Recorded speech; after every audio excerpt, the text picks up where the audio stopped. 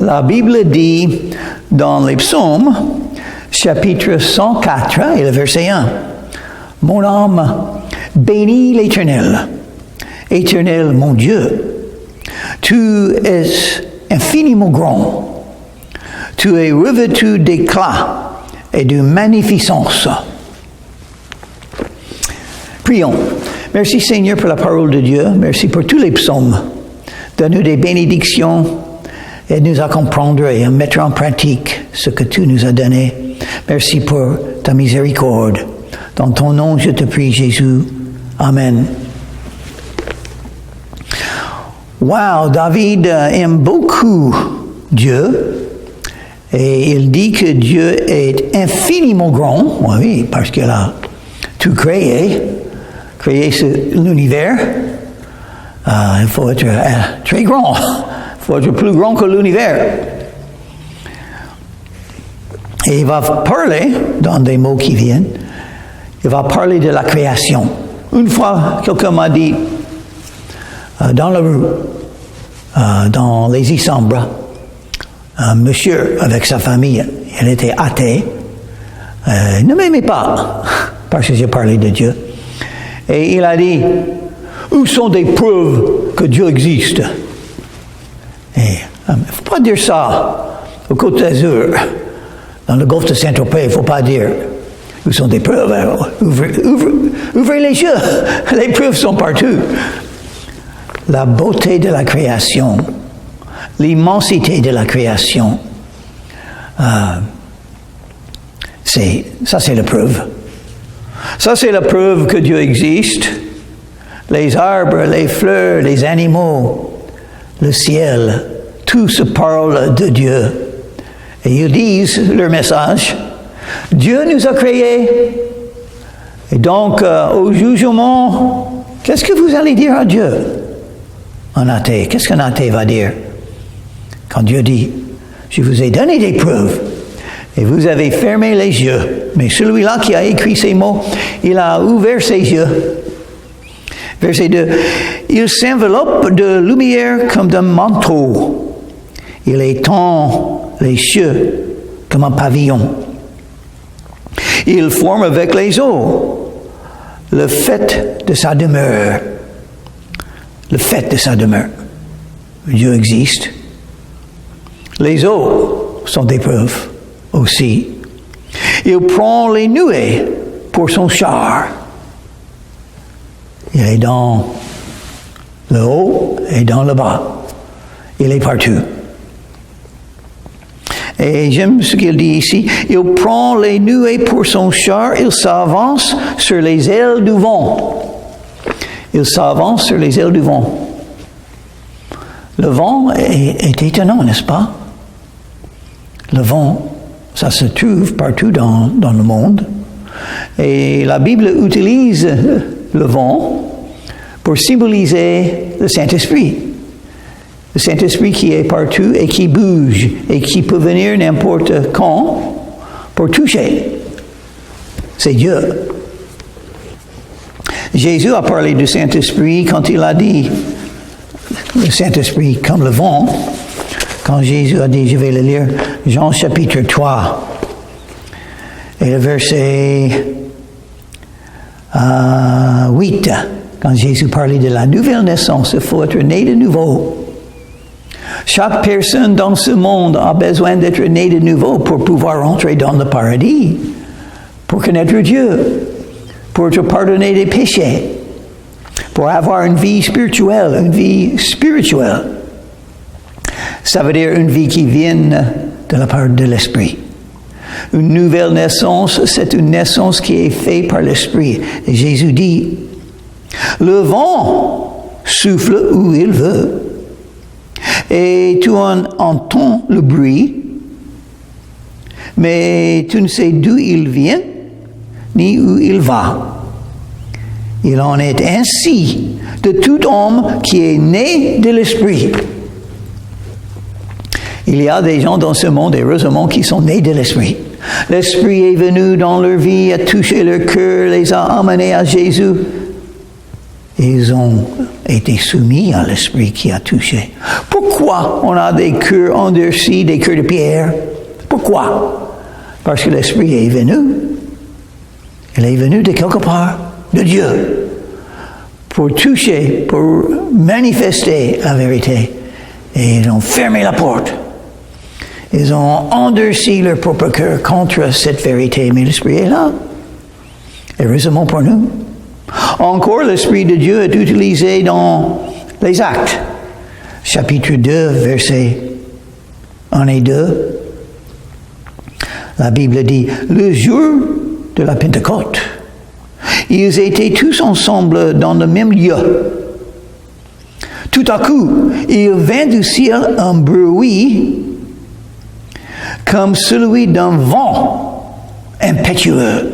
Oh, c'est très fort, ce vent. Et il remplit toute la maison où ils étaient assis. Qu'est-ce que c'était ce vent, le Saint-Esprit? La première fois que le Saint-Esprit a été donné à tous les croyants. Si vous appartenez à Jésus-Christ, vous avez le Saint-Esprit en vous. Si vous avez reçu Jésus, vous avez ouvert la porte de votre cœur, vous n'avez pas endurci votre cœur, vous avez ouvert. Invitez Jésus. Vous avez invité Jésus à venir là-dedans. Et Jésus est venu avec l'Esprit. Jean-Baptiste a dit, je baptise avec d'eau, mais celui qui vient après moi, qui est plus grand que moi, il vous baptisera de l'Esprit et du feu. Donc, j'espère que vous avez l'Esprit et que vous avez le feu aussi. Mais il nous faut l'Esprit de Dieu pour avoir la puissance de Dieu en faisant son œuvre. Et les Actes, chapitre 1, et le verset 8, Jésus a dit, « Mais vous recevrez une puissance, le Saint-Esprit, survenant sur vous, et vous serez mes témoins. » La puissance du Saint-Esprit. Et le Saint-Esprit est le vent qui vient, qui touche. On peut reconnaître qu'il est là. On peut le sentir. On peut être dirigé par le Saint-Esprit. Il fait beaucoup de choses pour nous, le Saint-Esprit. Il nous donne la nouvelle naissance. Il ouvre les yeux pour comprendre la Bible. Il guide nos pas. Il dit, non, il ne faut pas aller par là, il faut aller par ici. Si vous invoquez le nom de Jésus, si vous persévérez dans la prière, si vous êtes soumis à sa volonté, pas en rébellion, parce qu'il y a quelque chose que vous voulez, mais peut-être ce n'est pas ce que Dieu veut. Le Saint-Esprit, comme le vent. Étonnant, les choses que Dieu a créées dans ce monde, tout symbolise quelque chose. Les fleurs symbolisent Dieu s'occupe de nous. Les oiseaux qui mangent veut dire Dieu va nous donner notre nourriture aussi. Il n'y a rien à craindre. Il ne faut pas avoir des soucis. Il va vous aider. Les arbres symbolisent ce qu'un croyant peut devenir, grand et fort, ferme. Les eaux, ça symbolise on peut être nettoyé, on peut être purifié, lavé de ses péchés. Les eaux de baptême symbolisent le pardon des péchés. Jésus donne le pardon des péchés, mais les eaux symbolisent qu'on est lavé déjà parce qu'on croyait déjà en Jésus. D'abord, on croit en Jésus. Après, on est baptisé par eau. Parce que le baptême symbolise ce qui est arrivé quand on a rencontré Jésus pour croire en lui.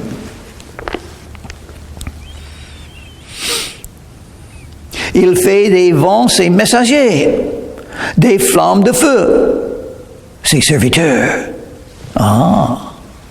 Dieu envoie des messagers, des serviteurs. Il aime faire ça. Dieu peut tout faire soi-même, sans nous utiliser, si vous voulez.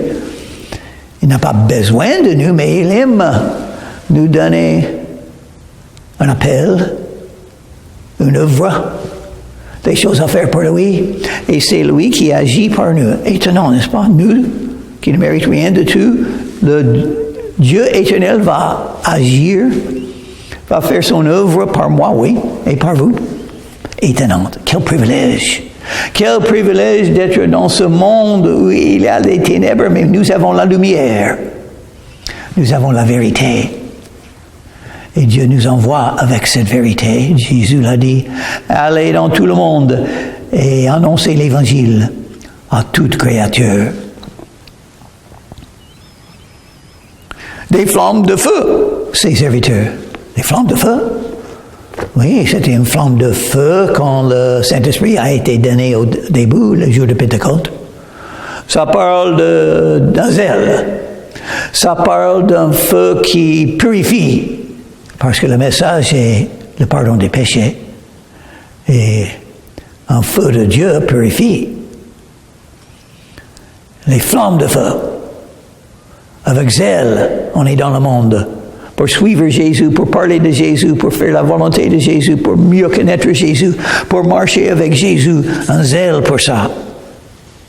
Et Jésus lui-même a dit, cherchez et vous trouverez. Comment chercher? Avoir un zèle. Quelque chose en vous, c'est ce que je veux. Jésus est mort pour moi, il m'a donné la nouvelle naissance. Donc, je vais me donner à lui. Il m'a pardonné mes péchés. Il est miséricordieux envers moi. Il est gracieux envers moi. Il me donne ce que je ne mérite pas. Et il ne me donne pas les punitions que je mérite. Il ne sera jamais... verset 5. Il a établi la terre sur ses fondements. Elle ne sera jamais ébranlée. Donc ça parle de la création. La vérité fondamentale de la Bible, de Dieu. Et même le premier verset de la Bible. La Bible a beaucoup de paroles. Beaucoup de mots. Mais le premier verset, Genèse chapitre 1, verset 1. Dieu a créé, au commencement, Dieu a créé le ciel et la terre. La création. Donc c'est un mensonge de dire que tout ça est venu grâce à l'évolution. C'est pas vrai. Oui, les animaux ont adapté à leur environnement, ils ont changé un petit peu. Dieu a donné la capacité de s'accoutumer à son situation dans la vie. Mais ça, c'est pas l'origine de la vie. C'est comment la vie change. L'origine de la vie, c'est Dieu. Louis Pasteur, un homme de science, a donné des preuves. La vie ne vient pas de rien. La vie, selon la science, on peut étudier toute la vie sur la terre. Actuellement, la vie vient de la vie. Ça, c'est la science. La théorie d'évolution n'est pas vraie. C'est toujours appelé une théorie. C'est enseigné comme si c'était un fait. Mais c'est une théorie qui n'a pas de preuves. Il y a plus de preuves pour la création selon la science. Voilà Louis Pasteur et ses études. Plus de preuves pour la création par Dieu que pour l'évolution. Tu l'avais couverte de l'abîme comme un vêtement. Les eaux arrêtées sur les montagnes. Elles ont fui devant ta menace. Elles se sont précipitées à la voix de ton tonnerre. Et ce qu'il dit est, Dieu fait tout. Il fait le temps. Il fait le vent. Il fait la pluie. Dieu décide tout dans ce monde. Tu n'aimes pas le temps? Invoquez le nom de Dieu pour le changer. Élie l'a fait. Il a prié qu'il ne pleut pas, qu'il ne devait pas pleuvoir. Et Dieu a arrêté la pluie pendant 3 ans et demi. Après 3 ans et demi, Élie a prié encore et ça a commencé à pleuvoir. Pourquoi prier en ce qui concerne le temps? Dieu décide. Moi, j'habite en Floride. Chaque année, on a des ouragans. Chaque année. Des ouragans qui sont près de Floride, qui menacent Floride. Qu'est-ce qu'on fait quand on voit les ouragans qui viennent vers nous? On prie. On prie que Dieu change la route de ce ouragan, qu'il soit moins fort, qu'il ne fait beaucoup de dommages à des gens. On prie chacun. Et Dieu exauce les prières. Mais les ouragans sont là pour nous enseigner, comme toute chose. Il y aura des orages dans la vie aussi. Des orages dans le temps, qui viennent de la mer. En Floride, ça vient de la mer. Mais dans la vie aussi. Par exemple, j'ai vu beaucoup d'ouragans qui sont passés au-dessus de ma tête, au-dessus de ma maison en Floride, pas mal. Et quelque chose que tout le monde remarque, le jour que l'ouragan arrive, c'est horrible. C'est horrible, le dommage qui peut être fait. L'électricité est coupée, des arbres sont tombés,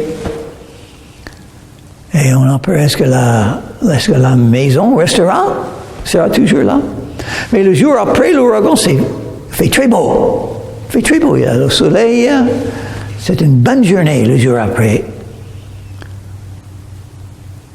Et ça, c'est l'exemple pour nous que Dieu a établi. Oui, vous allez avoir des tribulations dans votre vie. Mais ça se passera. Ça va changer. Ça va aller mieux. Attendre un petit peu et Dieu changera. Tu as posé une limite que les eaux ne doivent point franchir afin qu'ils ne reviennent plus couvrir la terre. Parle de le déluge pendant le temps de Noé. Pourquoi il n'y a plus de déluge comme ça? Parce que Dieu a décidé de faire une seule fois. Et c'est tout. Il conduit les sources dans les torrents qui coulent entre les montagnes. Elles abreuvent tous les animaux des champs. Les ânes sauvages y étanchent le soif. Dieu a créé le monde, toutes choses vivantes dans le monde, il a créé, et Dieu a mis en place des choses pour nous aider, pour la nourriture. Dieu aime ce monde qu'il a créé, et il s'occupe de ce monde, et il s'occupe de vous. Vous avez la vie grâce à Dieu, jusqu'au jour que Dieu décide qu'il faut quitter la terre, et il va vous aider. Tout le temps que vous êtes sur la terre, comme il fait avec tout le monde. Oui, il a des souffrances et des difficultés. Et quand on a ça, on prie. On se confie en le Seigneur. Parce qu'il est tout puissant, il peut tout changer. Il a souffert pour nous sur la croix de Calvaire. Pourquoi pas souffrir un petit peu pour lui? Il fait germer l'herbe pour le bétail et les plantes pour les besoins de l'homme, afin que la terre produise de la nourriture. Voilà. Le vin qui réjouit le cœur de l'homme. Il fait plus que l'huile resplendir son visage. Et le pain qui soutient le cœur de l'homme. Oh, le pain. Dieu aime le pain. Et heureusement, le pain de la France, le pain français, c'est le meilleur pain du monde, n'est-ce pas? Nous sommes vraiment bénis par Dieu en France. Les arbres de l'Éternel se rassasient, les cèdres de Liban qu'il a plantés. C'est là que les oiseaux font leur nid. Le cigogne a sa demeure dans les cyprès. Les montagnes élevées sont pour les boucs sauvages. Les rochers servent de retraite Autrement, il a fait la lune pour marquer les temps. Le soleil sait quand il doit se coucher. Dieu a fait toutes ces choses. Celui qui a écrit ce psaume, il regarde le monde autour de lui et il pense en Dieu. Toutes choses qu'il voit, il pense en Dieu. C'est Dieu qui l'a fait. C'est le dessein de Dieu. C'est Dieu qui a décidé de faire ça. C'est la main de Dieu qui l'a fait. La création, c'est vrai. Dieu le voit partout. Si vous êtes touché par l'Esprit, béni par l'Esprit, vous allez dire la même chose, ce que vous voyez. Dans la lumière et les ténèbres, vous allez voir l'enseignement que les ténèbres spirituelles existent et la lumière existe. Jésus est la lumière. Il y a trop de ténèbres dans ce monde. Qu'est-ce qu'il faut? La lumière. La lumière de l'Évangile. C'est pourquoi nous sommes là. Pour être des lumières pour Jésus. Jésus a dit à nous, vous êtes les lumières du monde. Vous êtes le sel de la terre. Et puis Jésus a dit lui-même, je suis la lumière du monde. Nous sommes la lumière avec lui. Quel privilège d'être une lumière avec Jésus, parce qu'il est en nous, parce qu'il nous dirige, parce qu'il nous a donné quelque chose à faire pour sa volonté, parce qu'il aime tout le monde et il veut utiliser les croyants pour aider les non-croyants à venir à Jésus. Tu amènes les ténèbres et il fait nuit. Alors tous les animaux des forêts sont en mouvement. Les lions sont rougis après la proie et demandent à Dieu leur nourriture. Intéressant. Les lions, quand ils font leur bruit, ils sont en train de demander à Dieu. Ils prient selon la Bible. Des fois, les animaux sont plus intelligents que les hommes, n'est-ce pas? Beaucoup plus intelligents. Ils sont dirigés par Dieu et ne résistent pas. Ils font l'œuvre de Dieu selon la raison qu'ils sont là. Ils ne sont pas en rébellion contre Dieu. Ils n'ont pas des cœurs endurcis. Oh, les animaux sont beaucoup mieux que les hommes des fois. Oh oui. Oui, c'est vrai. Le soleil se lève. Ils se retirent et se couchent dans leur tanière. L'homme sort pour se rendre à son ouvrage et à son travail jusqu'au soir. Dieu nous a donné un travail. Il faut travailler. Le Fils de l'homme doit faire son travail pendant qu'il est jour. La nuit vient quand on ne peut pas travailler. C'est le temps de travailler. Dieu a dit à Adam et Ève quand ils sont sortis du jardin, il faut travailler pour gagner votre vie. Il faut travailler maintenant. Et c'est important, mais c'est une bénédiction.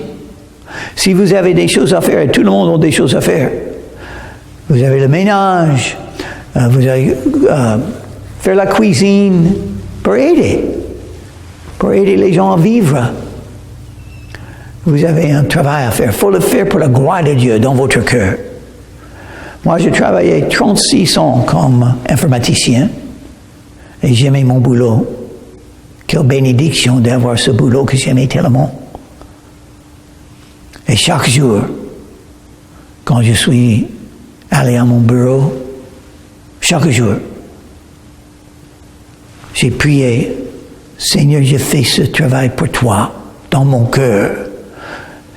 Mon effort, mes forces, mon travail, c'est pour toi, Seigneur. Bénis ce travail, aide-moi de le faire pour toi, dans mon cœur. Oh, j'étais béni d'avoir un travail comme ça, que j'aimais tellement. Et j'ai beaucoup travaillé. Pour moi, la vie, c'est travailler. Il faut trouver des choses à faire et il faut les faire tous les jours. Il ne faut pas être sur le divan en train de regarder la télé. Ça, c'est pas la vie. La vie, c'est faire l'œuvre de Dieu. Et ce que j'aime, la vieillesse, On peut continuer à servir Dieu dans la vieillesse parce que Dieu nous donne des choses à faire pour lui, la prière. Et les croyants, les encourager. Restez soumis à Dieu.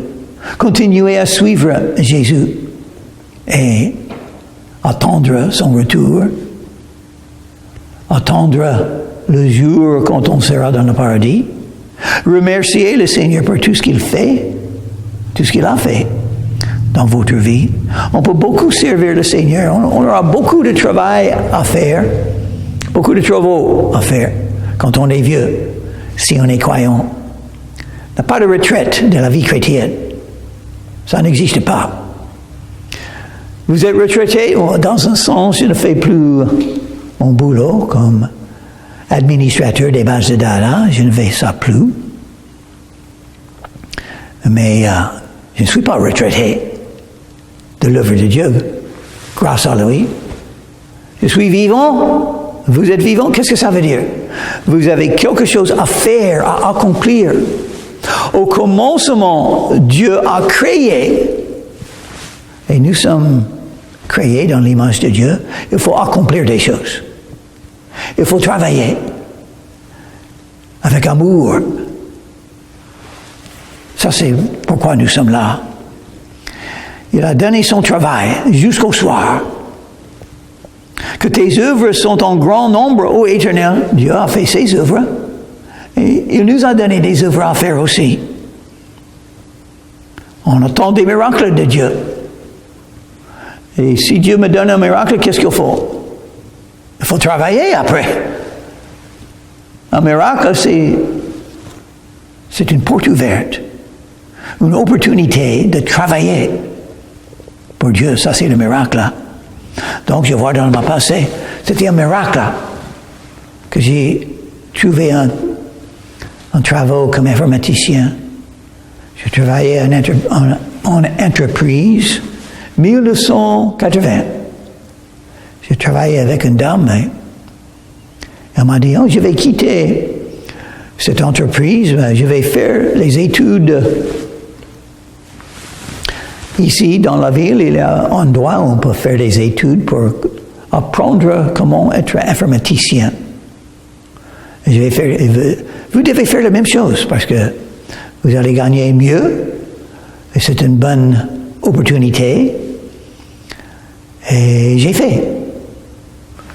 fait 6 mois d'études. C'était parfait pour moi. Et après, le jour après que les études ont été achevées, j'ai commencé à travailler dans une entreprise comme informaticien. Et le Seigneur m'a béni de me donner ce travail comme ça. Il a amené ma vie comme il fait dans votre vie, comme il fait dans toute sa création. Pour chaque animal, chaque personne, Dieu nous amène, il est là. Le vent souffle. Mais est-ce que vous reconnaissez le vent? Et de quel sens? Il vous pousse. Voici la grande et vaste mer, et là se meuvent sans nombre des animaux petits et grands. Là se promènent les navires, et ce léviathan que tu as formé pour jouer dans les flots. Tous ces animaux espèrent en toi. Intéressant qu'on le dit. Les animaux espèrent en Dieu. Ils cherchent aussi à être délivrés de la mort, des peines, des difficultés de la vie. Pour que tu leur donnes la nourriture en son temps.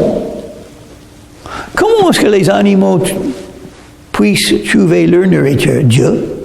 C'est ce que ça dit. Et Dieu fait la même chose pour nous. Jésus l'a enseigné. Tu la leur donnes et il la recueille. Tu ouvres ta main et il se rassasie de bien. Tu caches ta face, ils sont tremblants. Tu leur retires le souffle, il expire. Oh oui, Dieu nous a donné la vie. Et puis il nous donne la nourriture pour que la vie puisse continuer. Et quand Dieu est prêt, la vie va se terminer. Dieu décide. Il donne la vie et il le prend. Et l'autre, la vie, quand il est prêt. Il donne le souffle et il va prendre le souffle. Il faut toujours se rappeler de ça. La vie est courte et ça va se terminer. Il faut être préparé pour la vie après la vie. C'est-à-dire, venir à Jésus dans la prière, invoquer son nom et recevoir la vie éternelle de lui. Il vous a donné la vie, il veut vous donner aussi la vie éternelle. C'est pourquoi Jésus a dit, il faut naître de nouveau. Êtes-vous né de nouveau? Sinon, invoquez Jésus et il vous sauvera, il vous donnera la vie éternelle. Romains chapitre 10 et le verset 13. Quiconque invoquera le nom du Seigneur sera sauvé. Prions. Merci Seigneur pour la Bible. Sauve les âmes, guide nos vies par le Saint-Esprit, fait que nous puissions avoir ta puissance pour te servir et pour faire l'œuvre que tu nous donnes. Aide-nous Seigneur de ne pas oublier que tu es partout. Tu as tout fait pour ta gloire. En ton nom, je te prie, Jésus. Amen.